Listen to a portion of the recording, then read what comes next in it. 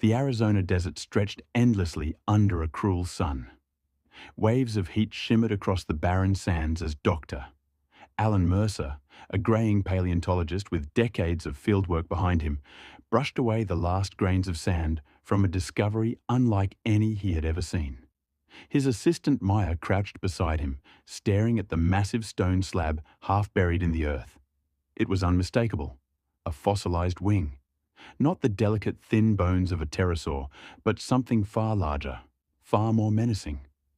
The impressions were ridged, serrated, as though the wings themselves had been built not only for flight, but for killing.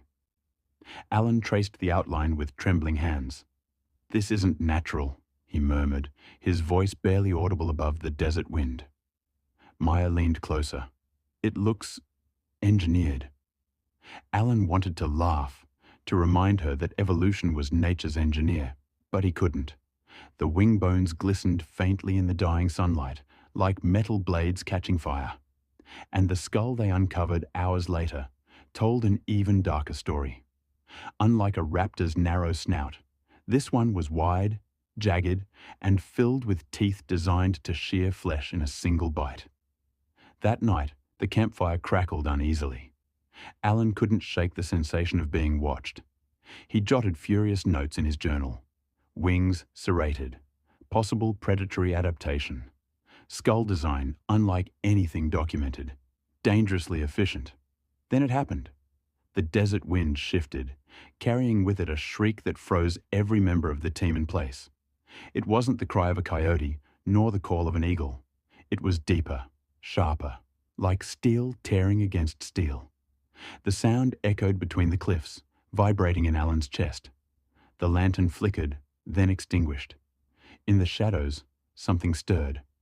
The sand shifted, as though something massive had walked just beyond the firelight. Alan squinted into the darkness. For a brief second, he thought he saw a vast silhouette. Two enormous wings folding against a jagged body. Then, silence. The next morning, one of the workers found livestock carcasses at a nearby ranch. The bodies weren't eaten. They were shredded, sliced into pieces with surgical precision. The rancher swore he saw a shadow pass across the moon, a creature too large to be a bird, too sharp to be anything natural. Alan knew one thing for certain. Fossils didn't bleed, and fossils didn't scream. But last night, something in the desert had. The Razorwing had awakened. By morning, Alan ordered the fossil packed and shipped to the Black Mesa Research Facility. The workers hesitated, whispering of bad omens. One driver refused outright, muttering, "Spirits walk in the desert after sundown." Alan dismissed it publicly, but inside he carried the same unease. He rode with Maya in the transport truck, trying to rationalize what had happened. Perhaps the wind had caught the cliffs just right. Perhaps the rancher's story was superstition. But when he closed his eyes, he could still hear the metallic shriek, echoing through his skull. That night, they camped halfway to Black Mesa. Alan dreamt vividly. He stood in a canyon, the moonlight silver on the sand.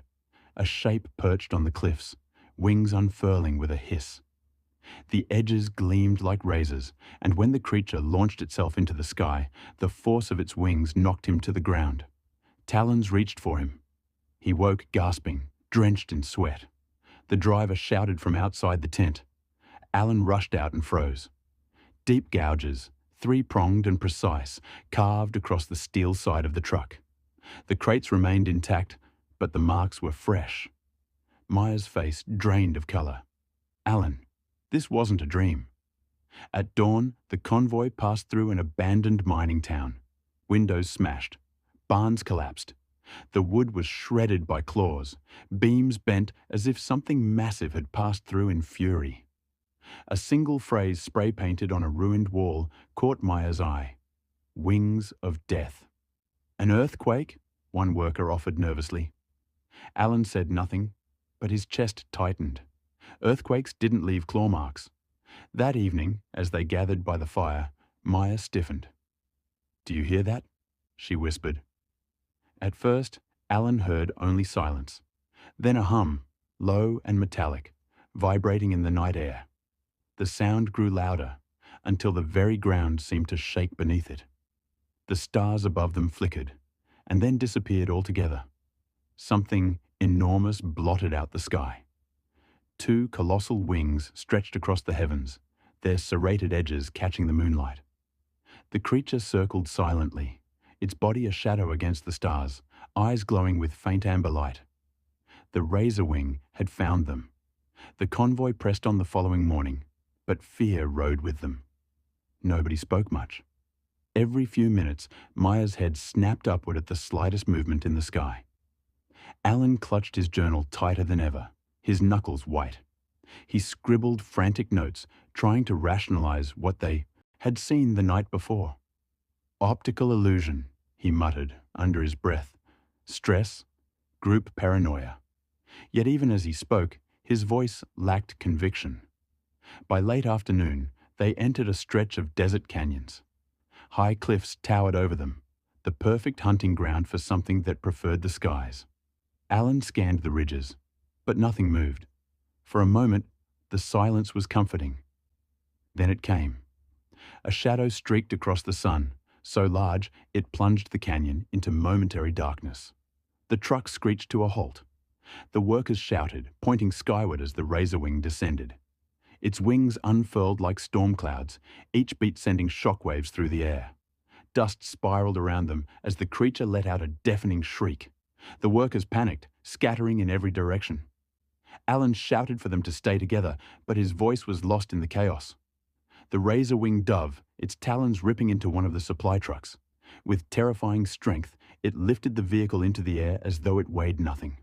Metal screeched as the truck was carried high above the canyon, then released. The vehicle crashed onto the rocks below, exploding into fire. Screams echoed. Alan and Maya ducked behind a boulder, clutching each other as debris rained down. Alan risked a glance upward. The creature hovered for a moment, massive wings slicing through the air, eyes glowing with a predator's fury. Its wings weren't just for flight. They gleamed with a serrated edge sharper than any blade. It swooped again, this time targeting the fleeing workers. One man ran across the sand, screaming. The Razorwing swung its wing low. Alan's stomach lurched as the worker was cleaved in half, his body collapsing into the dust. Blood stained the canyon floor. Maya pressed her hands against her mouth, tears streaming down her face. "We can't fight that," she whispered. "We can't." Alan wanted to argue, but his words caught in his throat. He knew she was right. The Razorwing circled once more, shrieked so loud the cliffs seemed to quake, then vanished into the clouds as quickly as it had come. Silence returned, broken only by the crackle of burning metal. Half the convoy was gone.